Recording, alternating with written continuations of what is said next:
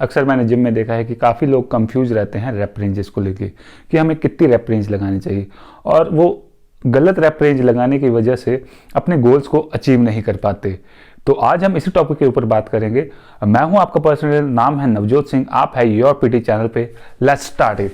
तो अब आपके लिए परफेक्ट रैप रेंज क्या है? अपनी परफेक्ट रैप रेंज जानने से पहले आपको जानना पड़ेगा कि आपका गोल क्या है।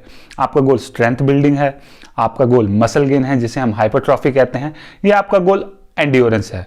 तो अब हम इनको अकेले अकेले को डिस्क्राइब करते हैं कि स्ट्रेंथ बिल्डिंग क्या है। तो स्ट्रेंथ बिल्डिंग बेसिकली होता है कि पावर बिल्ड करना। इसमें आपके मसल्स इतने डेवलप नहीं होंगे, लेकिन आपकी बॉडी में पावर बहुत बढ़ जाएगी, जान बहुत आएगी।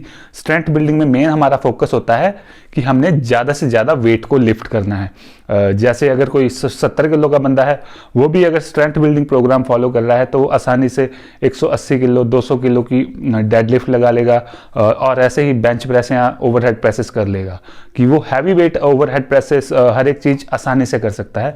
तो वो आ जाता है हमारा स्ट्रेंथ बिल्डिंग में कि बॉडी में ज्यादा से ज्यादा पावर गेन करना। अब हम बात करते हैं हाइपरट्रॉफी की, जो कि होती है मसल गेनिंग। और ये ट्रेनिंग बेसिकली फॉलो करते हैं बॉडी बिल्डर्स, फिटनेस एथलीट्स, जिन्होंने अपनी बॉडी को एक अच्छा लुक देना होता है, बॉडी को बिल्ड बहुत सुंदर करनी होती है। तो वो फॉलो करते हैं इस मसल बिल्डिंग या हाइपरट्रॉफी के प्लान को, जिसमें हमें ज़्यादा से ज़्यादा मसल को बिल्ड करना होता है। तो ये तो हो गई हमारी मसल गेनिंग के लिए ट्रेनिंग, हाइपरट्रॉफी। और जो लास्ट ट्रेनिंग है हमारी वो है एंड्योरेंस ट्रेनिंग। तो एंड्योरेंस ट्रेनिंग बेसिकली स्पोर्ट्समैन के लिए होती है, लाइक हॉकी प्लेयर हो गए, क्रिकेटर्स हो गए, फुटबॉल प्लेयर्स, जो भी जितने भी एथलीट्स हैं उनके लिए हमें एंड्योरेंस ट्रेनिंग फॉलो करानी पड़ती है, ताकि वो ज़्यादा से ज़्यादा देर तक दौड़ सके, भाग सके, एक्टिव रह सके। तो उनके लिए होती है एंड्योरेंस ट्रेनिंग।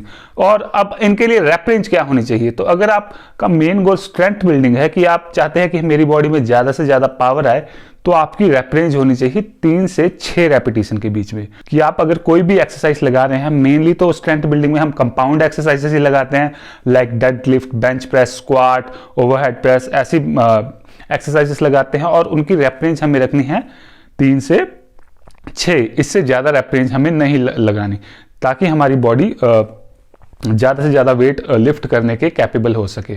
और जो हमारा दूसरा ट्रेनिंग टाइप है वो है हाइपरट्रॉफी या मसल बिल्डिंग।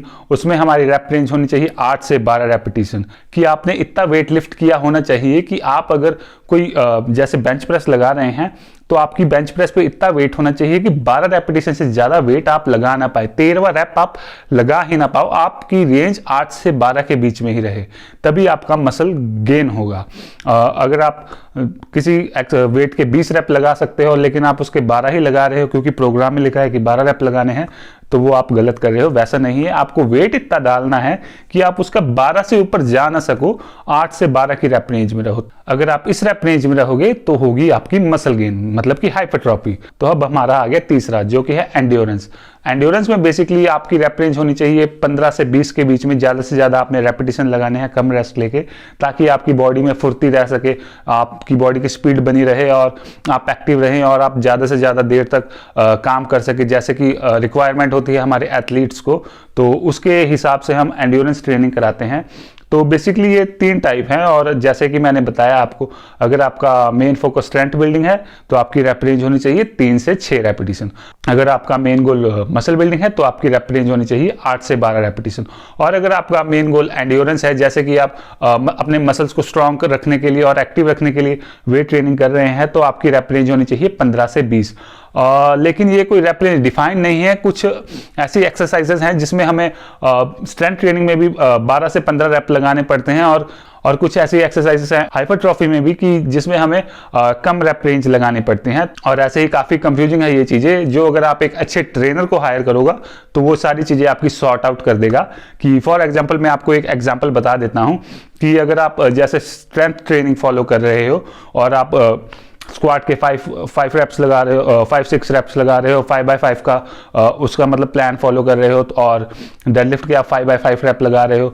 और अगर उसमें एक एक्सरसाइज आई है जैसे वाई रेसेस या लैटरल रेसेस, अब आपने उनके भी 5 रैप नहीं लगाने, हैवी नहीं लगाना। अब वो है आइसोलेट एक्सरसाइजेस, उनके आपने 12 से 15 रैप लगाने हैं, वो होती है muscle stabilising exercises. For example आप ओवरहेड प्रेस लगा रहे हो 5x5 की कि 5 सेट्स ऑन 5 रेपिटेशन। अब आपने अगली एक्सरसाइज या कोई उसमें प्रोग्राम में एक्सरसाइज है वाई रेज, अब आपने वाई रेज के भी 5 रैप्स नहीं लगाने, वो है आपकी स्टेबलाइजिंग एक्सरसाइज कि जब भी आप ओवरहेड लिफ्ट करोगे तो वो मसल्स आपकी ओवरहेड प्रेस को स्टेबलाइज करेंगे, तो उसके आपने 12 से 15 रेपिटेशन लगानी है। तो ऐसे वो चीज़ें थोड़ी कंफ्यूजिंग है, जो कि आपका ट्रेनर आपके लिए सॉर्ट आउट करेगा। अगर आपने एक अच्छे ट्रेनर को हायर किया होगा, वो आपको बताएगा कि क्या है आपकी परफेक्ट रेप रेंज, कैसे आपको फॉलो करना चाहिए प्लान्स को।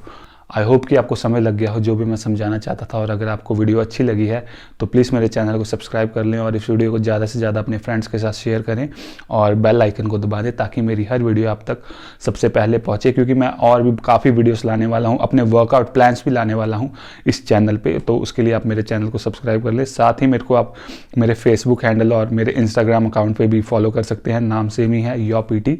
उस पर भी मैं काफ़ी एजुकेशनल पोस्ट डालता रहता हूँ डेली, तो आप मेरे को वहाँ पर भी फॉलो कर लें।